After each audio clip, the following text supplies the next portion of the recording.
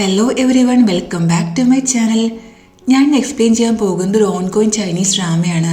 ഡ്രാമയുടെ പേര് my boss my roommate. എപ്പിസോഡിൻ്റെ സ്റ്റാർട്ടിങ്ങിൽ നമ്മുടെ ഫീമെയിൽ ലീഡും അവളുടെ ഫ്രണ്ടും കൂടി ഒരു റെസ്റ്റോറൻറ്റിൽ ഇരിക്കുകയാണ്. ഫീമെയിൽ ലീഡിൻ്റെ പേര് യാവോ യാവോ. സോ ഇവരുടെ ബോസ് ഇവരെയും കൂട്ടി ഒരു ക്ലയൻറ്റിനെ കാണാൻ വന്നിരിക്കുകയാണ്. സാറിന് ഞാൻ അവരെ പരിചയപ്പെടുത്തിയില്ലല്ലോ. ഈ പെൺകുട്ടിയുടെ പേര് യാവോ യാവോ, ഇത് ടിങ് ടിങ്. ഇന്ന് ഇവരാണ് താങ്കളെ എൻ്റർടൈൻ ചെയ്യുന്നതെന്ന് പറയുന്നു. യാവോ ഒരു ഫയലെടുത്ത് ഞാനൊരു പ്രൊപ്പോസൽ ഉണ്ടാക്കി താങ്കൾക്ക് ഇഷ്ടമായി നോക്കാൻ പറയുമ്പോൾ തൽക്കാലം നീ ഈ ഫയൽ മാറ്റിവെക്കൂ, എന്നിട്ട് ഞങ്ങളുടെ കൂടെ ഡ്രിങ്ക് ചെയ്യാൻ വേണ്ടി മിസ്റ്റർ ഫെങ് പറയുന്നുണ്ട്. മറ്റു വഴിയൊന്നുമില്ലാതെ രണ്ടുപേരും ഡ്രിങ്ക് ചെയ്യുന്നുണ്ട്. എന്നിട്ട് യാവോ ആ പ്രൊപ്പോസൽ തൻ്റെ ബോസിൻ്റെ കൈ കൊടുക്കുന്നു. ബോസ് ആ പ്രൊപ്പോസലിനെ കുറിച്ച് മിസ്റ്റർ ഫെങ്ങിനെ പറഞ്ഞ് മനസ്സിലാക്കാൻ ശ്രമിക്കുന്നു. അവരുടെ പിറകിലിരിക്കുന്ന ആളുകളുടെ സംസാരം രണ്ട് ഫ്രണ്ട്സും ശ്രദ്ധിക്കുന്നുണ്ട്. പിറകിലിരിക്കുന്ന ആള്, മിസ്സിസ് ലിൻ, എൻ്റെ ടൈം ഒരുപാട് വിലപ്പെട്ടതാണ്. താങ്കൾക്ക് എൻ്റെ കൂടെ ഡിന്നർ കഴിക്കണമെങ്കിൽ എനിക്ക് പേ ചെയ്യേണ്ടി വരും. പെർ അവറിന് 10,000 RMB ആണെന്ന് അയാൾ പറയുന്നു. ഞാൻ വിചാരിച്ചത്ര നീ കോസ്റ്റ്ലി അല്ല. ശരി, ഞാൻ പേ ചെയ്യാം. പക്ഷെ എനിക്ക് നീ ഫുൾ ഡേ വേണമെന്ന് മിസ്സിസ് ലിൻ പറയുന്നു. ഇതെല്ലാം കേട്ട് ടിങ് ടിങ് ഇത്രയും ഓപ്പൺ ആയിട്ട് ഇവർക്ക് എങ്ങനെ ഇങ്ങനെ സംസാരിക്കാൻ പറ്റുന്നു എന്ന് ചോദിക്കുന്നു. യാവോ തിരിഞ്ഞ് പിറകിലിരിക്കുന്ന ആളെ നോക്കുന്നുണ്ട്. മിസ്സിസ് ലിൻ വീണ്ടും കൂടിയിരിക്കുന്ന ആളോട്, ഈ ടേബിൾ നിറയെ ഫുഡാണ്, എനിക്കിതെല്ലാം ഒറ്റയ്ക്ക് കഴിച്ചെടുക്കാൻ പറ്റില്ല. സോ നീ ആദ്യം ഇത് കഴിക്കാൻ വേണ്ടി എന്നെ ഹെൽപ്പ് ചെയ്യണം. അതിനുശേഷം നമുക്ക് ഒരുമിച്ച് വോക്കിന് പോകാമെന്ന് പറയുന്നു. അതിനുള്ള ടൈം എനിക്കില്ലെന്ന് അവൻ പറയുമ്പോൾ 1 മണിക്കൂറിന് ഞാൻ നിനക്ക് 20,000 പേ ചെയ്യാമെന്ന് മിസ്സിസ് ലിൻ പറയുന്നു. സോറി, പ്രൊഫഷണൽ സർവീസ് മാത്രമേ ഞാൻ പ്രൊവൈഡ് ചെയ്യൂന്ന് പറഞ്ഞ് അവൻ അവിടെ നിന്ന് എണീറ്റ് പോകുന്നു. അപ്പോൾ മിസ്റ്റർ ഫെങ് യാവോയുടെ അടുത്തേക്ക് വരുന്നു. ഞാൻ ഈ പ്രൊപ്പോസലിൽ നിന്റെ ഐഡിയാസ് കേൾക്കാൻ ആഗ്രഹിക്കുന്നു പറഞ്ഞ് അവളെ ഇംപ്രോപ്പറായിട്ട് ടച്ച് ചെയ്യുന്നുണ്ട്. പെട്ടെന്ന് യാവോ അയാളെ തള്ളി മാറ്റി എണീക്കുന്നു. നീ എന്തായി ചെയ്യുന്നത്? നീ എന്താ വർക്ക് ചെയ്യാൻ ആഗ്രഹിക്കുന്നില്ലേ? ഇപ്പോൾ തന്നെ മിസ്റ്റർ ഫെങ്ങിനോട് സോറി പറയാൻ അവളുടെ ബോസ് പറയുന്നുണ്ട്. സോറി, ഞാനൊരു ലോയറാണ്, പ്രൊഫഷണൽ സർവീസ് മാത്രമേ ഞാൻ പ്രൊവൈഡ് ചെയ്യുള്ളൂ എന്ന് പറഞ്ഞ് അവൾ ഒരു ഡ്രിങ്ക് എടുത്ത് കുടിക്കുന്നു. എന്നിട്ടത് മിസ്റ്റർ ഫെങ്ങിന് ദേഹത്തേക്ക് തുപ്പിയിടുന്നുണ്ട്. അതിനുശേഷം അവിടുന്ന് പോകുന്നു. ടിങ് ടിങ് അവളുടെ പിറകെ വന്ന്, നീ സത്യത്തിൽ റിസൈൻ ചെയ്യാൻ പോവുകയാണെന്ന് യാവോനോട് ചോദിക്കുന്നുണ്ട്. നമ്മൾ ഇത്രയും കഷ്ടപ്പെട്ടത് ഇവരുടെ കൂടെ ഡ്രിങ്ക് ചെയ്യാൻ വേണ്ടിയാണെന്ന് യാവോ ചോദിക്കുന്നു. ശരി, പക്ഷെ നീ ഈ കാര്യം ജെൻസിനോട് പറയരുത്, അവൻ അറിഞ്ഞാൽ എന്നെ കുറെ വഴക്ക് പറയുമെന്ന് ടിങ് ടിങ് പറയുന്നുണ്ട്. ഓക്കെ, പക്ഷെ മറ്റുള്ളവർ നമ്മുടെ അഡ്വാൻറ്റേജ് എടുക്കാൻ നമ്മൾ ഒരിക്കലും സമ്മതിക്കരുതെന്ന് യാവോ പറയുന്നു. അപ്പോൾ അവളുടെ പിറകിലിരുന്ന ആൾ അവിടെ നിൽക്കുന്നവർ കാണുന്നു. ഇത് ഈ ഡ്രാമയിലെ മെയിൻ ലീഡാണ്. പേര് ക്യുവാങ് ഹെങ്. അവനൊരു എക്സ്പെൻസീവ് കാറിൽ കയറി പോകുന്നത് അവർ കാണുന്നു. ഇവനെ പോലൊരാള് ഇത്ര എക്സ്പെൻസീവ് കാർ ഡ്രൈവ് ചെയ്യുന്നത് പോസിബിൾ ആണോ എന്ന് ടിങ് ടിങ് ചോദിക്കുന്നുണ്ട്. അവരുടെ കൺസെപ്റ്റിൽ അവനൊരു കോൾ ബോയ് ആണ്. രാവും പകലും ഇല്ലാതെ അവൻ ഒരുപാട് കഷ്ടപ്പെട്ട് വർക്ക് ചെയ്തിട്ടുണ്ടായിരിക്കും.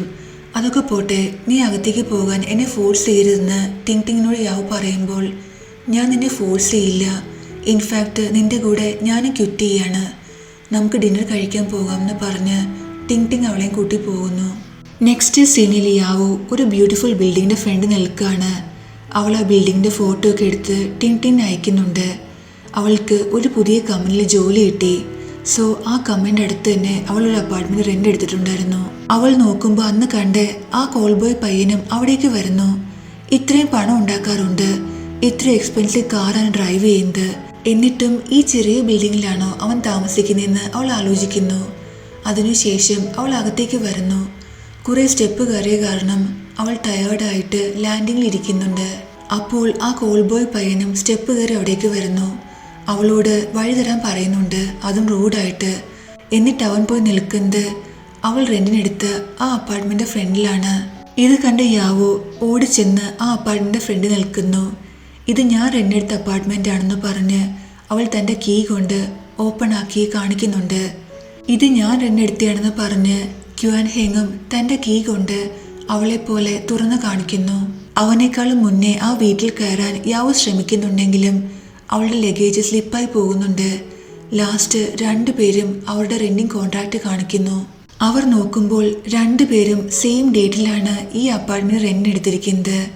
സോ യാവോൻ്റെ കൺസെപ്റ്റിൽ ആരാണോ ഈ വീട്ടിൽ ആദ്യം കയറുന്നത് വീട് അവർക്ക് സ്വന്തം. യാവോ അകത്തേക്ക് കയറാൻ ശ്രമിക്കുമ്പോൾ നമ്മുടെ ഹീറോ അവളെ പിടിച്ച് വലിക്കുന്നുണ്ട്. പക്ഷെ ലാസ്റ്റ് അവൾ ജയിക്കുന്നു. അവൾ കാരണം പറയുന്നത് തൻ്റെ തലമുടി ആദ്യം ഇതിനകത്ത് വീണു എന്നാണ്. അവൾ വീടിനകത്ത് കയറി വീടെല്ലാം ചെക്ക് ചെയ്യുന്നുണ്ട്. റൂഫ് ടോപ്പ് എല്ലാം നോക്കി വളരെ ഹാപ്പിയായി തിരിഞ്ഞു നോക്കുമ്പോൾ കോൾ ബോയും വീടിനകത്ത് നിൽക്കുന്നു. അവസാനം രണ്ടുപേരും ലാൻഡ് ലോഡിനെ കോൾ ചെയ്യുന്നുണ്ട്. ലാൻഡ് ലോഡ് വരുന്നു. സത്യത്തിൽ ലാൻഡ് ലോഡ് ഡിവോഴ്സ് ആകാൻ പോവുകയാണ്. ഈ വീട് അയാളുടെയും അയാളുടെ ഭാര്യയുടെയും പേരിൽ ഹാഫ് ആയിരുന്നു. സോ ആ ഹസ്ബൻഡും വൈഫും പരസ്പരം പറയാതെ ഇവർക്ക് രണ്ടുപേർക്കും റെന്റിന് കൊടുക്കുന്നുണ്ട്. ഇതെല്ലാം കേട്ട ശേഷം യാവോ ലാൻഡ് ലോഡിനെ ഭീഷണിപ്പെടുത്താൻ ശ്രമിക്കുന്നുണ്ട്. നിങ്ങൾക്കറിയാമോ, ഞാൻ വളരെ ഫേമസ് ആയ ജൂഹെങ് ലോ ഫേമിലാണ് വർക്ക് ചെയ്യുന്നത്. എൻ്റെ ബോസ് ആരാണെന്ന് അറിയാമോ? ക്യുവാ ഹെങ്. അവൻ ഈ സിറ്റിയിലെ ഏറ്റവും ഫേമസും എക്സ്പെൻസീവുമായ ലോയറാണ്. ഞാൻ അവൻ്റെ അസിസ്റ്റൻ്റാണ്. എൻ്റെ ബോസ് ഫുൾ ടൈം എൻ്റെ പിറകെ നടക്കുകയാണ് എന്നെ അവൻ്റെ ഗേൾ ഫ്രണ്ട് ആക്കാൻ. പക്ഷെ ഞാനാണ് അവനെ കെയർ ചെയ്യാത്തത്. ഞാൻ ജസ്റ്റ് ഒന്ന് പറഞ്ഞാൽ അവൻ നിനക്കെതിരെ എന്തെല്ലാം കേസ് കൊടുക്കുന്നറിയാമോ? പിന്നെ നിനക്ക് സുഖമായി ജീവിക്കാൻ പറ്റില്ലെന്നൊക്കെ യാവോ ഭീഷണിപ്പെടുത്തുന്നു. ഇതെല്ലാം കേട്ട് നമ്മുടെ ഹീറോ ആകട്ടെ ഷോക്കായി നോക്കുന്നുണ്ട്. ഇതെല്ലാം കേട്ട ലാൻഡ് ലോഡ് അവർ രണ്ടുപേരോടും, നോക്കൂ, വിധിയാണ് നിങ്ങൾ രണ്ടുപേരെയും ഈ സിറ്റുവേഷനിലാക്കിയത്. നിങ്ങൾ രണ്ടുപേരും ഒരു കാര്യം ചെയ്യൂ, ഷെയറിങ് ചെയ്യൂ. എന്നിട്ട് യാവുനോട്, നീ എന്നോട് ദയവ് ചെയ്ത് ദയ കാണിക്കണം. ഞാൻ എൻ്റെ വൈഫും ഡിവോഴ്സ് ആകാൻ പോവുകയാണ്. ഞാൻ ഈ കേസ് നിനക്കെന്നെ തരാമെന്ന് അയാൾ പറയുന്നു. തനിക്ക് കേസ് കിട്ടുമെന്ന് അറിയുമ്പോൾ യാവോ ഹാപ്പിയാകുന്നു. അവൾ സമ്മതിക്കുന്നുണ്ട്. ഇതെല്ലാം കണ്ട് നമ്മുടെ ഹീറോയ്ക്കൊരു കാര്യം മനസ്സിലാകുന്നു, യാവോ ഒരു പൂർ ഗേളാണെന്ന്. ലാൻഡ് ലോഡ് പോയ ശേഷം ഹീറോ യാവുനോട്, നീ എനിക്ക് 3 ദിവസം ടൈം തരണം. 3 ദിവസം സമാധാനമായി എന്നെ ഇവിടെ താമസിക്കാൻ അനുവദിക്കണം. പകരമായിട്ട് 2 മാസത്തെ റെന്റ് ഞാൻ നിനക്ക് പേ ചെയ്യാമെന്ന് അവൻ പറയുന്നു. അതിനുശേഷം ബാക്കി കാര്യങ്ങൾ തീരുമാനിക്കാമെന്നും പറയുന്നുണ്ട്. അവൻ അവൾക്ക് പേയും ചെയ്യുന്നു. 2 മാസത്തിന് പകരം 3 മാസത്തെ പണം അവൻ പേ ചെയ്യുന്നുണ്ട്. കുറച്ചു കഴിഞ്ഞ് യാവോ അവൻ്റെ അടുത്ത് വന്ന ശേഷം ഒരുമിച്ച് താമസിക്കാനുള്ള റൂൾസ് എല്ലാം പറഞ്ഞു കൊടുക്കുന്നു. അവൾ അവനോട്, ഇത്രയും പണം ഉണ്ടായിട്ടും നീ എന്താ ഇത്രയും ചെറിയ വീട്ടിൽ താമസിക്കുന്നത്? നിനക്ക് ഈ വീടുമായിട്ട് എന്തെങ്കിലും മെമ്മറീസ് ഉണ്ടോ? അതോ നിന്റെ ഫസ്റ്റ് സാലറി നീ ഇവിടെയാണ് ഇൻവെസ്റ്റ് ചെയ്ത്? പിന്നെ നീ ഇവിടെ ഗേൾസിനെ കൊണ്ടുവരികയാണെങ്കിൽ ഞാൻ പോലീസിനെ കോൾ ചെയ്യുന്നു അവൾ പറയുന്നു. എന്നിട്ട് അവന് ഒരു ലെക്ചർ തന്നെ കൊടുക്കുന്നുണ്ട്. നീ ഹാൻസം ആണ്, ഗുഡ് ലുക്കിംഗ് ആണ്, ചാമിങ് ആണ്, എല്ലാം സമ്മതിച്ചു. പക്ഷേ നിന്റെ ഈ ലുക്സ് നീ പണം ഉണ്ടാക്കാൻ വേണ്ടി യൂസ് ചെയ്യുകയാണെങ്കിൽ അത് നല്ലതല്ല. പ്രായമാകുമ്പോൾ നീ ഒറ്റയ്ക്കാകും, നിനക്ക് ആരും കൂട്ടുണ്ടാകില്ല. അതുമാത്രമല്ല, ഇതെല്ലാം ക്രിമിനൽ കുറ്റങ്ങളാണ്.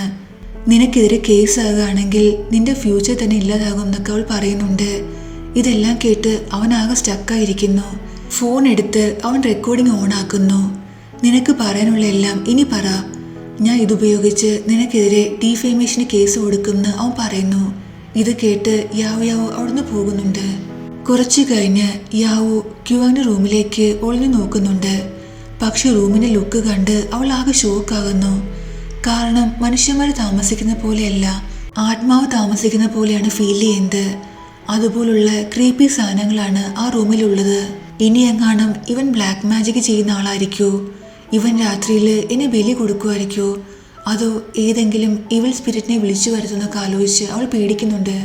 അവൻ്റെ പണം തിരിച്ചു കൊടുത്ത് അവനോട് ഈ വീട്ടിൽ നിന്ന് പോകാൻ പറയാൻ വേണ്ടി യാവോ വന്ന് നോക്കിയാൻ തുടങ്ങുന്നു. അപ്പോൾ ക്യുവാൻ ഒരു ലേഡിയോട് സംസാരിക്കുന്നത് അവൾ കേൾക്കുന്നു. ആ ലേഡി ഒരുപാട് ഫ്ലേർട്ടി ആയിട്ടാണ് അവനോട് സംസാരിക്കുന്നത്. ക്യുവാൻ ആകട്ടെ ഒരുപാട് ലീഗൽ അഡ്വൈസ് എല്ലാം അവൾക്ക് കൊടുക്കുന്നു. അവൻ്റെ ഈ ലീഗൽ നോളേജ് കേട്ട് ഒരു ലോയറായ യാവോ പോലും ഇംപ്രസ് ആകുന്നുണ്ട്. പെട്ടെന്ന് ക്യുവാൻ വന്ന് ഡോർ തുറക്കുന്നു. നീ എന്താ ഞാൻ പറയുന്നത് ഒളിഞ്ഞു കേൾക്കായിരുന്നു എന്ന് അവൻ ചോദിക്കുമ്പോൾ, നോക്കൂ, നിന്നെ കണ്ടിട്ട് നിനക്ക് നല്ല നോളജ് ഉള്ള പോലെ തോന്നുന്നു, പ്രത്യേകിച്ച് ലീഗൽ ഫീൽഡിൽ. നിനക്ക് എന്തുകൊണ്ട് ജുഡീഷ്യറി എക്സാം എഴുതിക്കൂടാ? നിന്റെ ഈ ജോബെല്ലാം വിട്ട് നിനക്ക് നല്ല അന്തസ്സുള്ള ഒരു ജോബ് ചെയ്യാൻ പറ്റുമെന്ന് അവൾ പറയുന്നുണ്ട്. അവളുടെ ഈ സ്റ്റുപ്പിഡ് സംസാരം കേട്ട് അവൻ വാഷ്റൂമിലേക്ക് പോകുന്നു. അവൾ പിറകെ വരുമ്പോൾ ഞാൻ വാഷ്റൂമിലേക്ക് പോവുകയാണെന്ന് അവൻ പറയുന്നുണ്ട്. ക്യുവാൻ വാഷ്റൂമിൽ നിന്ന് ഇറങ്ങിയ ശേഷം യാവോ വന്ന് ഫുൾ വാഷ്റൂമും ഡിസിൻഫെക്റ്റൻ ചെയ്യുന്നുണ്ട്. അവളുടെ ഈ ക്യാരക്ടർ അവനെ ബോധർ ചെയ്യുന്നുണ്ട്. നീ ഡിസിൻഫെക്റ്റൻ മാത്രമാക്കണ്ട, ഏതെങ്കിലും ഒരു ക്ലീനിങ് ഏജൻസി വിളിച്ച് ഫുൾ കോളറും വൃത്തിയാക്കാൻ പറയുന്നു. ഹീറോ റൂമിൽ വന്ന ശേഷം അവനെ അവൻ്റെ ബെസ്റ്റ് ഫ്രണ്ടായി വൂജൻ കോൾ ചെയ്യുന്നു. നമുക്കിവിടെ ഒരു കാര്യം മനസ്സിലാകുന്നുണ്ട്. ഹീറോയുടെ പേര് ക്യുവാൻ ഹെങ് എന്നാണ്. സോ ഹീറോയും അവൻ്റെ ബെസ്റ്റ് ഫ്രണ്ടായ ഊജിനും കൂടി വർഷങ്ങൾക്ക് മുന്നേ ഒരു ലോ ഫേം ഓപ്പൺ ചെയ്തിട്ടുണ്ടായിരുന്നു.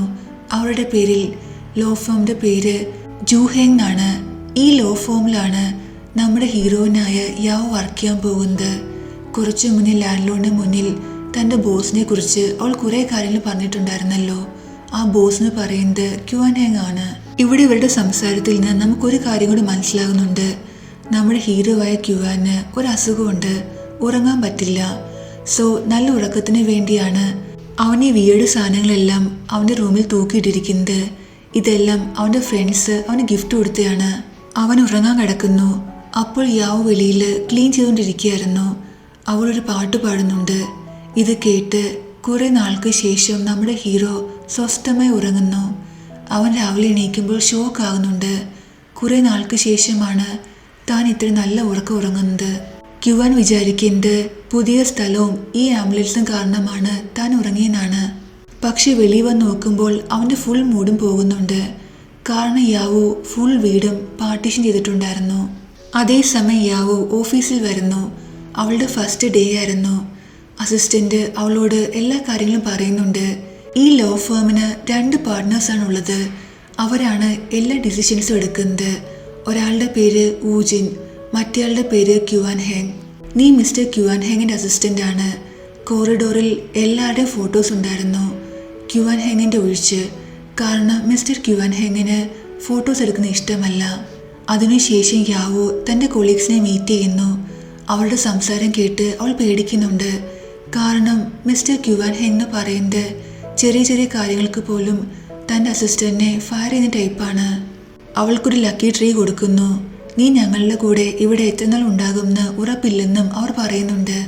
അതിനുശേഷം കൊളീഗ്സ് യാവോനെ മിസ്റ്റർ ക്യുവാൻഹേങ്ങിൻ്റെ ഓഫീസ് കാണിക്കാൻ കൊണ്ടുവരുന്നു. ഒരു സ്റ്റോർ റൂം പോലുള്ള പ്ലേസിൽ അദ്ദേഹത്തിന് കിട്ടിയ സർട്ടിഫിക്കറ്റ്സും ഷീൽഡും അങ്ങനെ കുറേ കാര്യങ്ങൾ ഇരിപ്പുണ്ടായിരുന്നു. പക്ഷേ അതിനേക്കാളെല്ലാം ഇംപ്രസീവായിട്ട് ഒരു സ്ഥലമുണ്ട്. അവിടെ കേസ് എടുക്കരുതെന്ന് പറഞ്ഞ് ഭീഷണിപ്പെടുത്തിക്കൊണ്ട് ക്യുവാന് കിട്ടിയ സാധനങ്ങളായിരുന്നു. തലയോട്ടി, റബ്ബർ പാമ്പ്, നൈഫ്, അങ്ങനെ കുറേ സാധനങ്ങൾ, ഭീഷണി ലെറ്റേഴ്സും എല്ലാം ഉണ്ടായിരുന്നു. അപ്പോൾ അവളുടെ ബോസ് അവിടേക്ക് വരുന്നു. തൻ്റെ ബോസിനെ കണ്ട് അവൾ ഷോക്കായി നോക്കുന്നുണ്ട്. ഇത്രയും നേരവും നല്ല ജോബൊക്കെ ചെയ്യണമെന്ന് പറഞ്ഞ് താൻ അഡ്വൈസ് കൊടുത്തത് സ്വന്തം ബോസിനാണെന്ന് അവൾ ഇപ്പോഴാണ് മനസ്സിലാക്കുന്നത്. അവൾ വന്ന് ക്യുവാൻഹേങ്ങിനോട് സോറി പറയുന്നുണ്ട്. ഞാനൊരു കോൾ ബോയ് ആണെന്ന് നീ വിചാരിക്കാൻ കാരണം എന്താണെന്ന് ക്യുവാൻ ചോദിക്കുമ്പോൾ, ഞാൻ റെസ്റ്റോറൻറ്റിൽ ഇരുന്നപ്പോൾ താങ്കൾ എൻ്റെ പിറകിലിരിക്കുകയായിരുന്നു. അപ്പോൾ താങ്കളുടെ കൂടെ ഉണ്ടായിരുന്ന സ്ത്രീ ഓരോ മണിക്കൂറിനും താങ്കൾക്ക് കുറേ പണം ഓഫർ ചെയ്യുന്നത് കേട്ടു. അതുകൊണ്ടാണെന്ന് അവൾ പറയുമ്പോൾ അതെൻ്റെ മദർ ആയിരുന്നു എന്ന് അവൻ പറയുന്നു. ഇത് കേട്ട് യാവോനാവട്ടെ എന്തു പറയണം എന്നറിയില്ല. നെക്സ്റ്റ് സീനിൽ യാവോ വീട്ടിൽ വന്ന് ക്ലീൻ ചെയ്യാണ്. അവൾ ഈ കാര്യങ്ങളെല്ലാം തൻ്റെ ഫ്രണ്ടായ ടിങ്ങിനോട് പറയുന്നു. പെട്ടെന്ന് ക്യുവാൻ്റെ റൂമിൽ നിന്ന് എന്തോ സൗണ്ട് കേൾക്കുന്നു. മ്യൂസിക്കും ഓട്ടോമാറ്റിക്കായി ഓൺ ആവുന്നുണ്ട്. അവൾ ആ റൂമിൽ വന്ന് മ്യൂസിക് ഓഫ് ആക്കുന്നു. പക്ഷെ റൂം കണ്ട് അവൾ ഒരുപാട് പേടിക്കുന്നുണ്ട്. അവൾ തിരിയുമ്പോൾ അവളുടെ കൈ കൊണ്ട് അറിയാതെ ഒരു വുഡൻ സ്റ്റീൽ താഴെ വീഴുന്നു. അത് പൊട്ടുകയും ചെയ്യുന്നു. അവൾ അത് ഒട്ടിക്കാൻ ശ്രമിക്കുന്നുണ്ട്. പക്ഷെ അപ്പോഴേക്കും ക്യുവാൻ അവിടേക്ക് വരുന്നു. ആ സമയത്ത് TV-യിൽ ഒരു ഡ്രാമ നടക്കുമായിരുന്നു. ഡ്രാമയിലെ സിറ്റുവേഷനും ഏകദേശം ഇതുപോലെയാണ്. അവൾ ആ ഡ്രാമ നോക്കൂ, ആ എംപറർ എന്ത് ഡോമിനേറ്റിംഗ് ആണ്, എന്ത് ഹാൻഡ്സം ആണ്. മെയ്ഡ് തെറ്റ് ചെയ്തപ്പോൾ അവളോട് ക്ഷമിച്ചു, അവളെ പ്രൊട്ടക്റ്റ് ചെയ്തു. താങ്കൾ ഈ എംപററിനേക്കാളും ഹാൻഡ്സം ആണ്. താങ്കളുടെ മനസ്സ് ഇദ്ദേഹത്തെക്കാളും ഒരുപാട് വലുതായിരിക്കും അല്ലെന്നൊക്കെ അവൾ ചോദിക്കുന്നു. അവൾ എന്തായി പറയുന്നത് മനസ്സിലാകാതെ ക്യുവാൻ റൂമിലേക്ക് പോകുന്നു. പക്ഷേ റൂമിൽ കയറിയ ക്യുവാൻ്റെ ഉറക്കെയുള്ള ശബ്ദമാണ് നമ്മൾ കേൾക്കുന്നത്. നെക്സ്റ്റ് സീനിൽ കാണുന്നത് സ്യൂട്ട് കേസുമായി യാവോനെ ക്യുവാൻ വീടിൻ്റെ വെളിയിലാക്കുന്നതാണ്. സർ, താങ്കളിങ്ങനെ ചെയ്യാൻ പറ്റില്ല.